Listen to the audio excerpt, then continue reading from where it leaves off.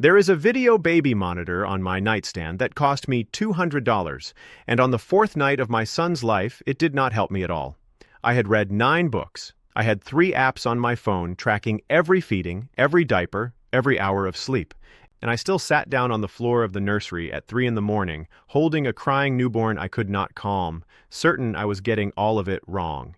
Here is the thing nobody told me. The thing I wish someone had said out loud on day 1.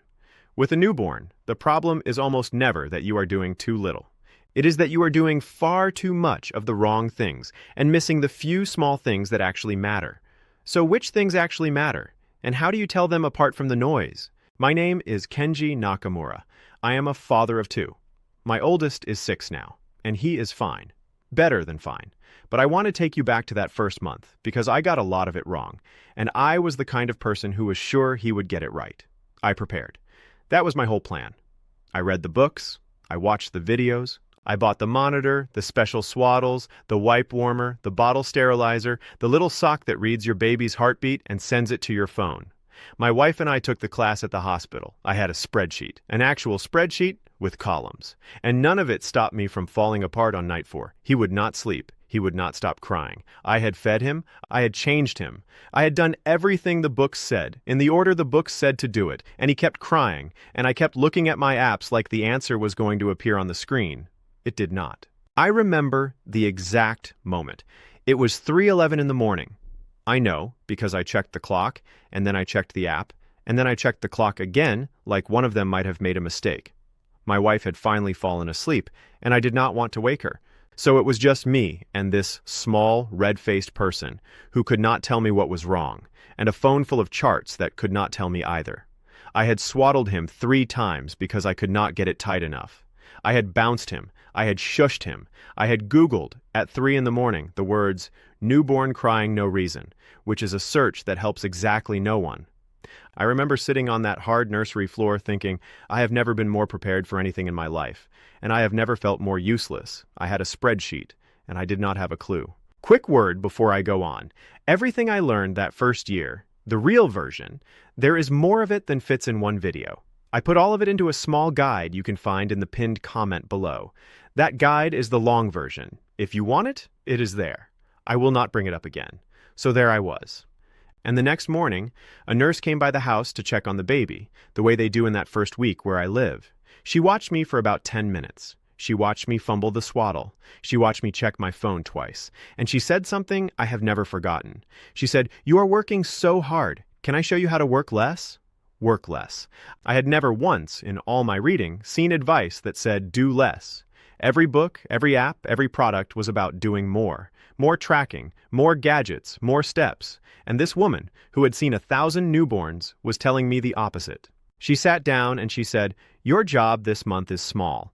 It is only 3 things. Keep him fed, keep him safe on his back when he sleeps, and know the handful of signs that mean you call me right away. Everything else," she said, "everything else is noise.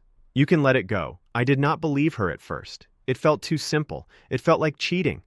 But I was tired enough to try, and within a week, the fog started to lift. Not because the baby changed, because I stopped drowning myself. So I want to give you what she gave me. The short list. The few things that actually matter, and how to do each one, so you can put down the 90 things that do not.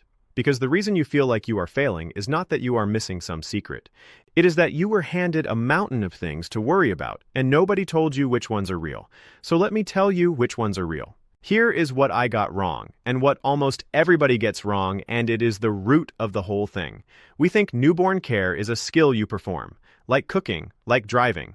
We think if we just learn enough, buy enough, track enough, we will be good at it, and a good baby will be the result. But a newborn is not a test you pass. A newborn is a small animal that needs about 4 things, and spends the rest of its time being unpredictable in ways no book can fix.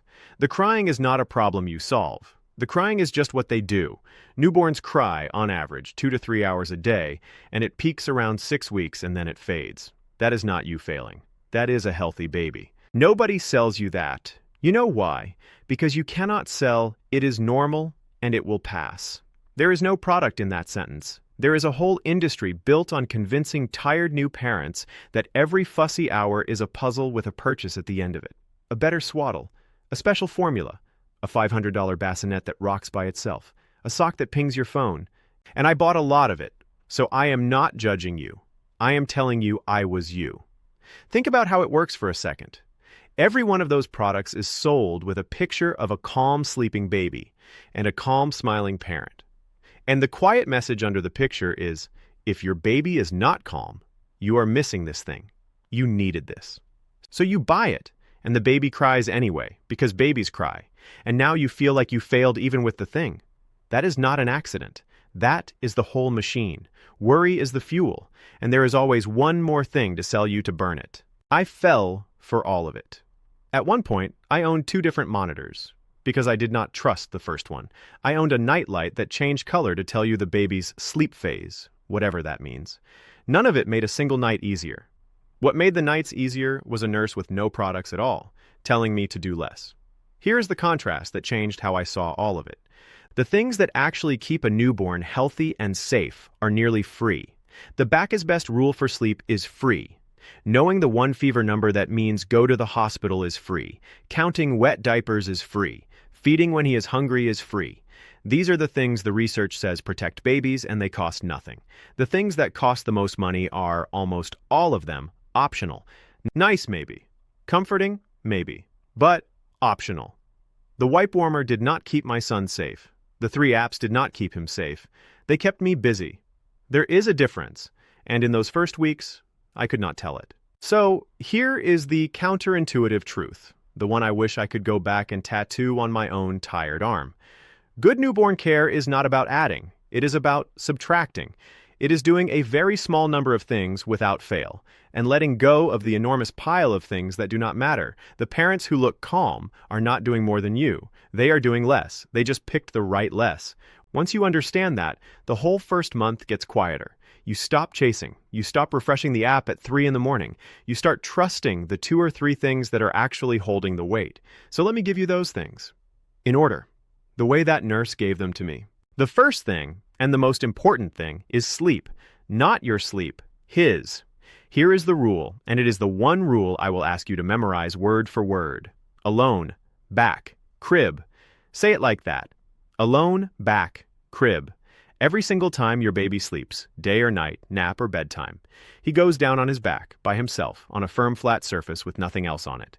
Nothing, no blanket, no pillow, no bumper pad, no stuffed animal, no positioner, no wedge.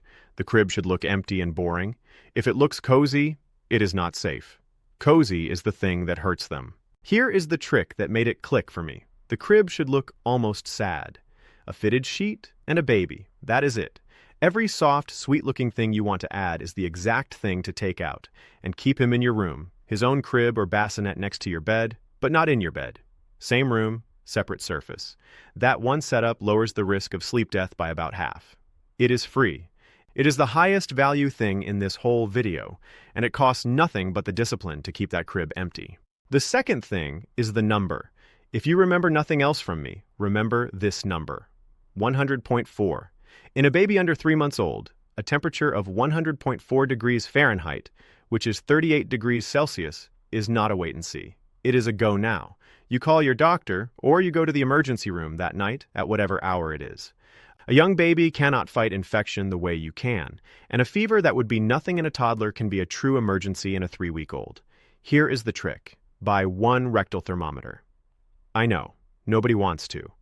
But for a newborn, it is the accurate one, and accuracy is the whole point when the number decides whether you go in. Then write 100.4, go now, on a sticky note and put it on the fridge. Not in an app, on the fridge, where a scared parent at 2 in the morning can see it without unlocking anything. That sticky note is worth more than every gadget I bought. The third thing is feeding, and this is where I wasted the most worry. I tracked every feeding to the minute. I woke him because a chart said to. I stared at the clock like it owed me an answer. Here is what the nurse told me instead. Stop watching the clock, watch the diapers. Wet diapers are the honest report card.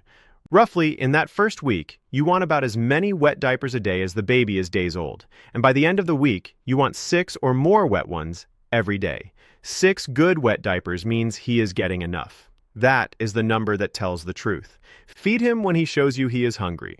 The rooting, the hands to the mouth, the fussing before the full cry, and count diapers to check your work.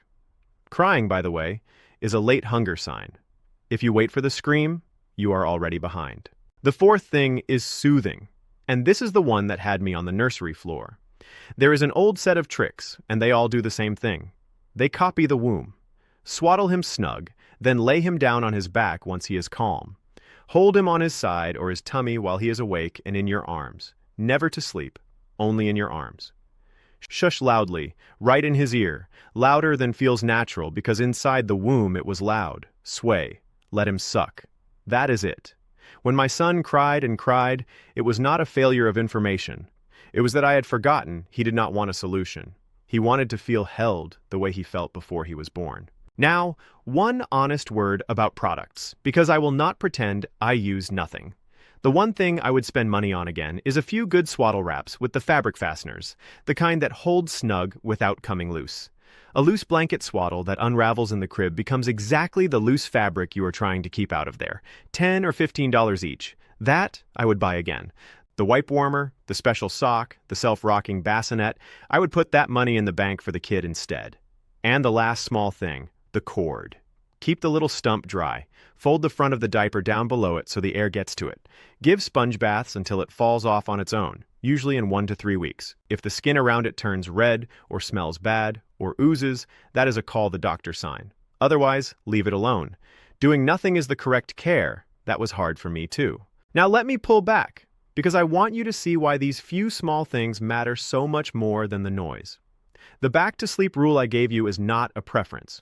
When that guidance spread, the rate of sudden infant death dropped hard, by more than half in a lot of places. Real babies are alive today because their parents kept the crib empty and put them down on their backs. That is the weight behind the boring advice. It is boring because it works. That fever number, the 100.4, is the same story. It is the difference between catching a serious infection early and missing it.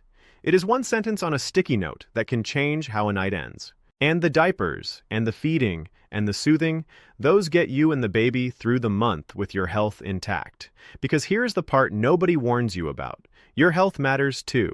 The exhaustion is real. If you are so buried in tracking and worrying and buying that you never sleep, you are no good to that baby. Sleep in shifts. One parent takes the first half of the night, one takes the second. Accept every offer of help. Lower the bar on everything that is not fed, safe, and that fever number. The dishes can wait. The thank you cards can wait. The perfect nursery can wait. I am not your doctor. I want to be very clear about that. When something feels wrong, you call your doctor every time, and you do not apologize for it. That is not me covering myself. That is the actual rule.